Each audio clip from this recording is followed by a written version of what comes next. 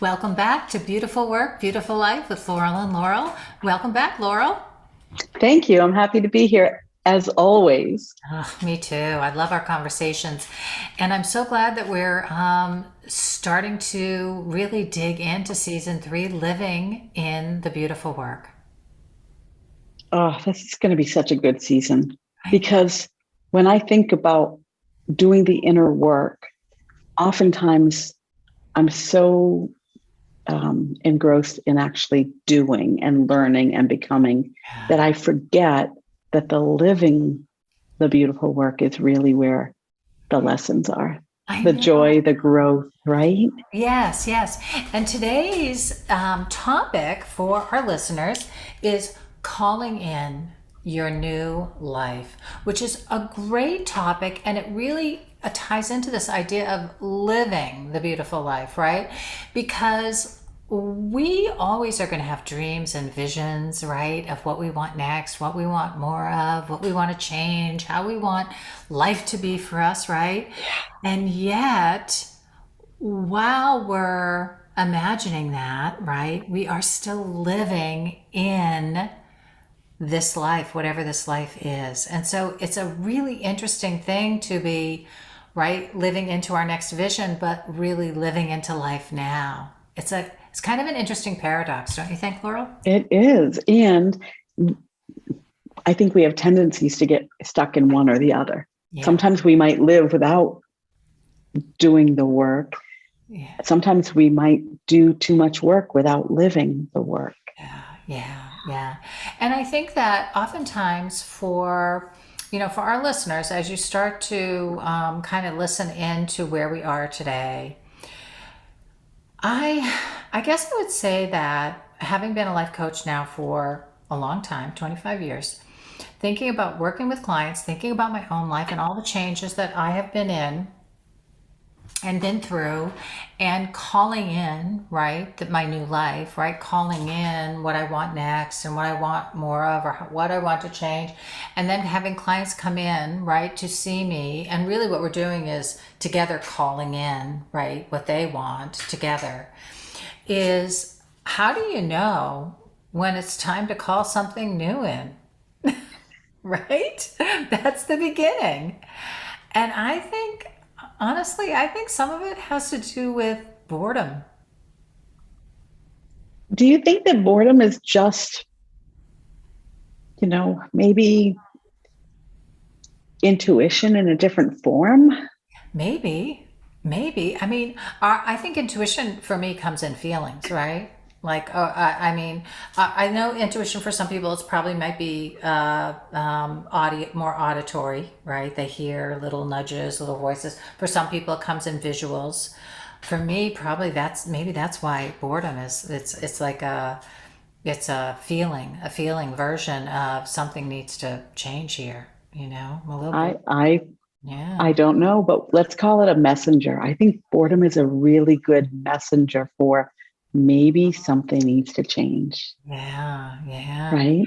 Yeah, and sometimes boredom comes first, and then we create chaos to make change happen, right? To create some conflict. And so I want to just say to people, um, you want to watch for yourself. What is the marker for you that allows you to move into change maybe more easily or more readily, or what are the things that you create in your own life as disruption to cause some change, right? Yeah, and to Oh, call in something new. we could be talking a long time today. I know, I know, I I know. mean, we talked about change in our last episode and allowing change to happen, and the whole idea of self-created chaos, right? Oh, I yeah, mean, I can see that happening as we get to a place where we know something needs to change. yeah, And so maybe that is another messenger of when we see ourselves creating chaos, or maybe we see chaos happening even though we're resisting something new. mhm, But both of those situations give us an opportunity to call in what we want, Yeah. right? So I'm thinking of when change happens to us, um, and we're not initiating the change, maybe that's a perfect time to say, what am I going to call in, Mm. knowing that change is inevitable? Yeah, that's good. I like that. I like that. Yeah. So when you think about working with clients, and I know we both, are doing this with clients all the time, right? Working through change with clients. What are some of the ways that you work with clients, around change, right? And calling in your new life. What is that? What are some of the coaching? Let's give some of our coaching. Give away some of our coaching for free today. Yeah, like Oh, what? good. This is my sweet spot.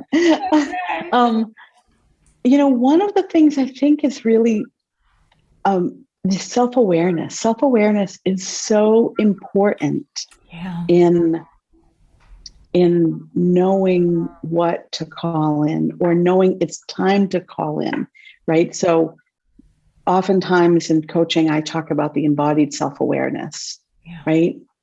Having clues that your body sends you, getting out of your head, not thinking, overthinking, but really trusting, how are you feeling? And I don't mean the emotion of it, but where do you feel it in your body? Are you antsy?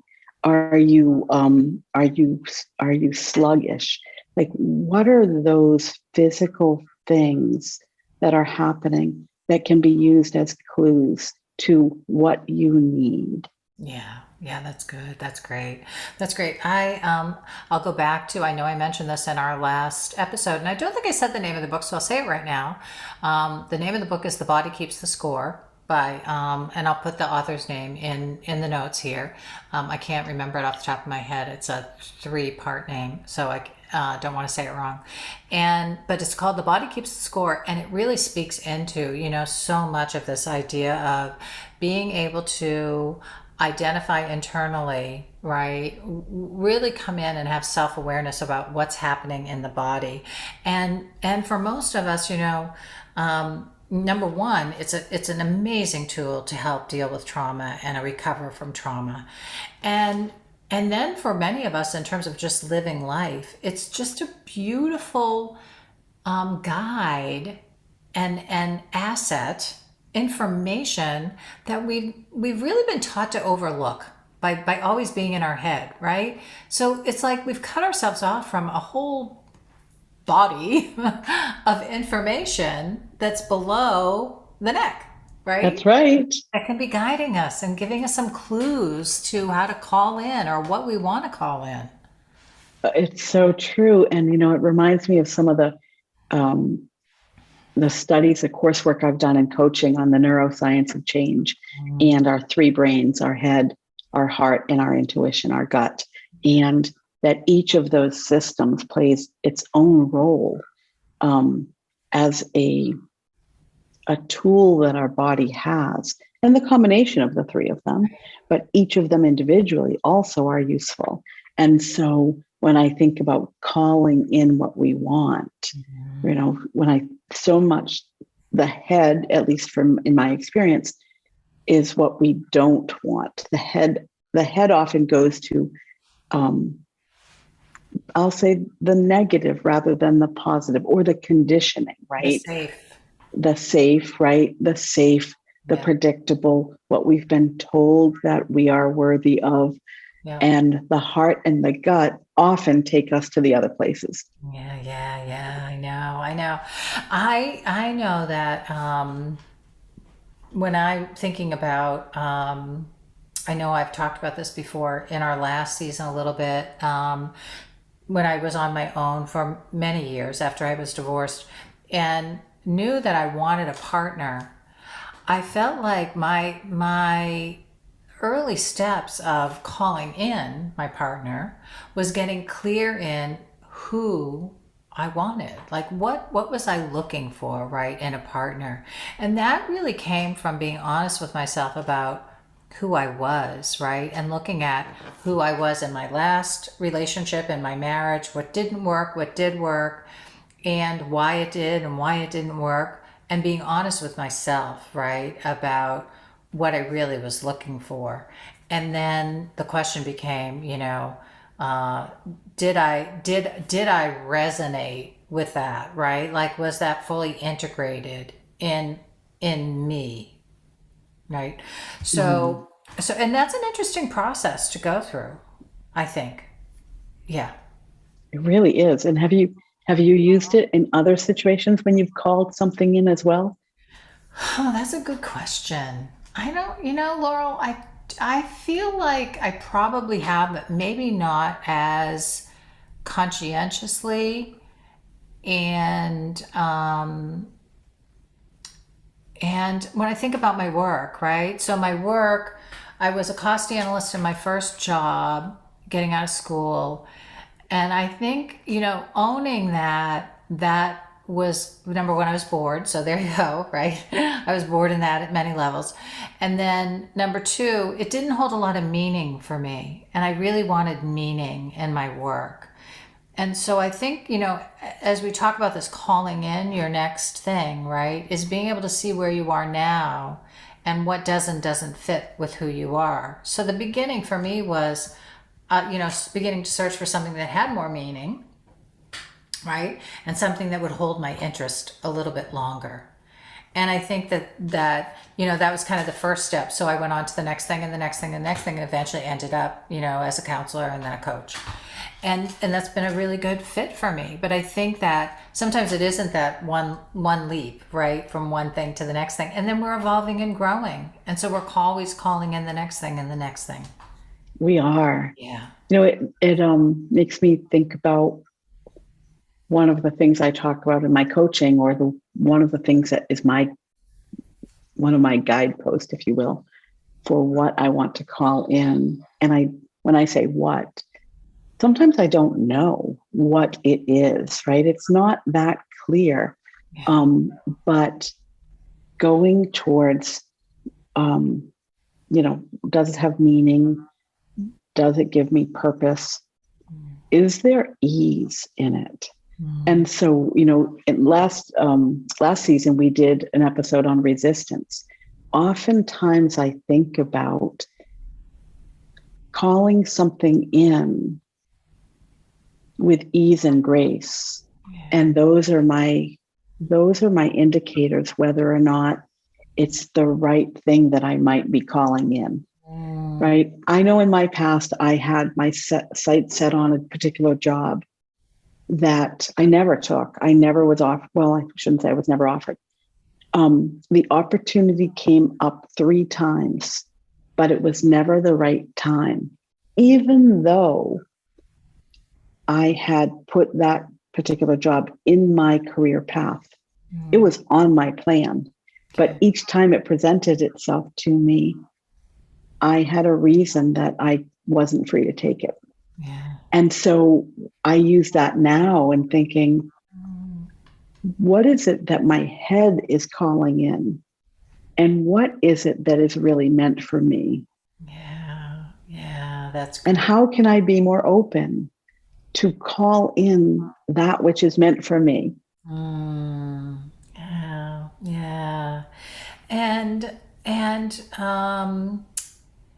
one of the things that I think I've learned too along the way is when we're calling in something that we want, sometimes it doesn't show up exactly like we think it's going to.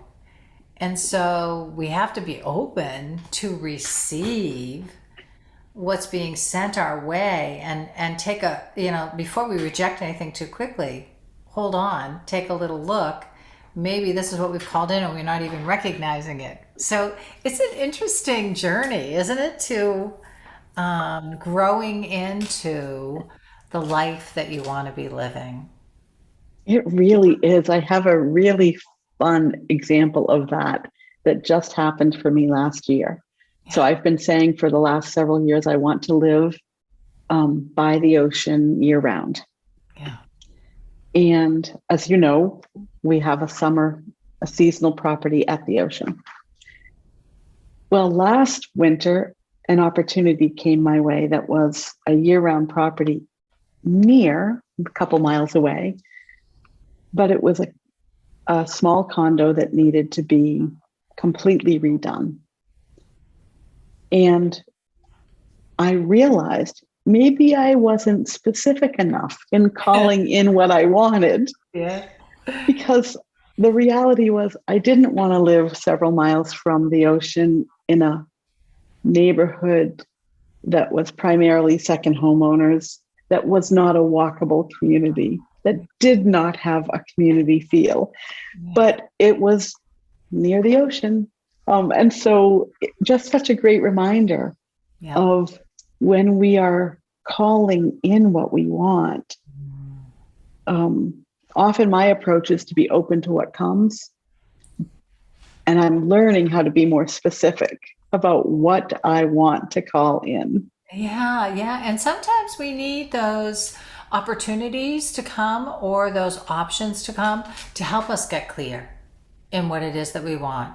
Because the heart wants what the heart wants, but the heart doesn't always, have all the specifics because it's not right, it's not left brained. It's right brained, so to speak. Yeah. I love that. Do you have an example?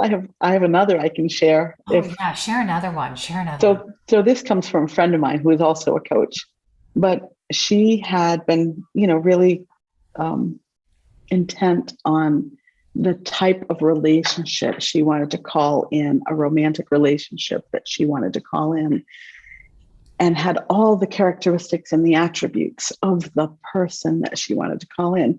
And then she met someone who was not the gender that she wanted to call in, but she hadn't been specific about the gender.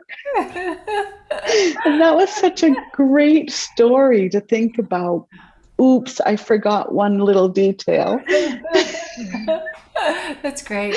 It's great. And so I'm going to give an example because I think this is a good example of growing ourselves through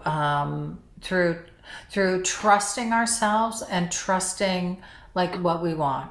So in 2020, the end of 2020, I was really tired of getting on social media and seeing a lot of negative stuff and people arguing about politics and upset about COVID and all the changes that had happened and just so much negativity. I thought, I just really want to put a positive voice out into the world. And I want to say things that will help people feel more peaceful inside because I see a lot of, chaos and a lot of disruption, right? And so I decided I was going to post for 30 days and it would be something that would be, that would promote a sense of inner peace and peace in the world, to try to offset some of the other stuff. And the first morning that I was going to post, I sat down with my pen in my hand and my notebook, and I was quiet, and I thought, just said to myself, okay, what do I need to share today that would be of use to the world? And I waited, and I just started getting a little line here and there, and I just started writing, and lo and behold, a poem came through. And it was really pretty good. I thought, wow, this is pretty good. All right, I'm just going to go ahead and share it. And next day, same thing. Next day, same thing. And every day now for 30 days, I wrote 30 poems. And they all came just like that. And some of them are really pretty good. I don't say all of them are great, but I would say all of them are pretty good. And some of them are really good. And, I just am publishing my first book of poetry. Now, if somebody had said to me, even, a year before that, oh, Laurel, your next book is going to be a book of poetry, I would have laughed and said, are you kidding me? No way, right? But, again, this is the idea of calling in your new life, is being true to your heart, being true to what you want, getting a sense of what you want to contribute, and then allowing yourself like the space to start to bring it forth in a way that feels natural or whatever for you, right? And sometimes some real big surprises can come about. Really good stuff. Yeah. And I love this because that's exactly what in my talking about grace and ease, right? You knew what you wanted to bring forward, and there it came to you without having to struggle. Yeah. Right? Mm-hmm. Which is one of the indicators that it was meant for you to Yeah. do that. It was waiting to come into your life. Yeah. Yeah. Yeah. I I know. so good. I'm so excited. And I'm excited to share that book with the world too. The name of the I book is can't wait. Crossroads. I'll put it in the notes too for the people that are listening and haven't been on my mailing list or whatever and don't know about it yet. It's here. When can we expect it? I know. Well, it by the time this is published, I will already have shared with the world. Perfect. It'll be out. It'll be out and about, but it's called Crossroads. And even that poem came through and helped me pull all the poetry together and put themes to the book and all that kind of stuff. So I think, this idea of trusting ourselves, learning, being able to pay attention to our inner life, pay attention to the way our intuition speaks to us. Pay attention to what our heart really wants, right? Get the head brain, the head stories out of the way and really become open and curious to our life. And letting ourselves, really tune into what we want in a heartfelt way, right? And then allowing that to start to create the path to how can I be a part of creating that which I want to see more of and experience in the world, right? And usually that's the clue. I mean, usually what we want, what the heart wants, is part of our creative nature. And maybe we just haven't explored it yet. Yeah. And getting the head out of the way is really important because it is our head that stores all of, I'll say, the limited beliefs, Yeah. the past patterns, tendencies, behaviors that we hold on to, Yeah. and so in order to create this new, to call something new in, Mm-hmm. maybe something that we've never had before, but really is meant for us, we have to put the head out of the equation. Yes, yes. And it's not that the head isn't going to come in handy to think things through or help us make good decisions, because it will. Absolutely. But it's if it's the guiding factor in it, that's oftentimes where we get stuck because our brains and our minds have been very conditioned to think in a certain way. And if we're going to create something new and call something new in, sometimes the mind will limit that and it won't allow for the new, right? So It's true. yeah, we really want to kind of not that. I always think of the mind being in service to the heart ultimately, right? That the heart, if the heart speaks and the heart's connected, in a way to the greater good, the greater world, the greater consciousness, then that's a big asset, and our mind can really come into service to that. But we've often been taught to do it the other way around, and so we often feel limited and stifled, really. And we may have spent so much time being connected and aware of our thoughts and our head, that we've made our head the primary driver, that we have not really fully tapped into the desires of our heart. And so when I think, how do you move the heart to the driver's seat and the head being the backseat driver, right? Yeah. It's a little bit of deliberate, intentional work to be able to do that. Yeah, yeah. So Laurel, as we wrap up for today, what might you share with our listeners for beginning to call in your new life? As kind of the early stages of it. What would be like kind of your number one high tip of where we've been today? Well, I've done this with a couple clients in thinking about something that you want. And again, we just talked about getting rid of the head, but often that's where we that's where we start. Yeah. Especially if we're not fully trusting our heart and our intuition. Yeah. And so it's a kind of practice of what would you like? And then what version of that would be okay? What version would be absolutely amazing? And what version would be over the top, unbelievable? Love that. I love that. And so by kind of, sometimes I think we don't dare to dream that big, audacious dream. Yeah. Yeah. And without getting into the worthiness or the possibility or the practicality, just give what you want three versions: Yeah. the small, the okay, the medium, and the over the top grand. That's fantastic, Laurel. That's fantastic because I think again it's beginning to um, invite ourselves to take off the limiting conditioning that may be there. So I feel like that's such a great invitation.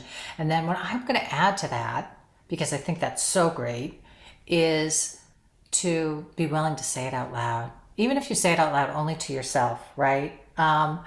If I could have anything and there were no limitations in my life, I would choose this. And if I could have it be even greater than that, it would be this. And if I could be beyond my even wildest dreams, it would be this. To just say it out loud, right? Because we're claiming in words, it's like the beginning, the beginning vibration of making it real in the world. Yeah, Yes. yeah, it's big. I want to invite our listeners, if they need someone to say it out loud to, Mm, call me. I'm there. that's great. That's great. Because Yeah. it when I do this practice, even when I do it or my clients do it, your body starts to feel that, right? Going from it's okay, yeah, Yeah. this would be okay, to this would be spectacular. Your whole body engages in that. Yeah. And how to feel that promise of something really big Yeah. coming your way. Yep. You need to say it out loud. I'm here for you. Laurel, I feel like we took our conversation today from A to Z. We started with me talking about being bored, and we end with the highest, the bored is like this low vibe, barely moving kind of vibration. And what we're talking about is take yourself from there to, so excited you're zinging with, yeah, Yeah. yeah, that's great. Well, thank you so much for our conversation today. I feel so enlivened. I'm like ready to So go out and call in some really good stuff. Let's go. me Let's go do it. too. Let's all do that, listeners. Okay. Mm. All right. I'll see you next time, Laurel. Okay. Enjoy your day. Thanks. You too. Bye Bye for bye. now.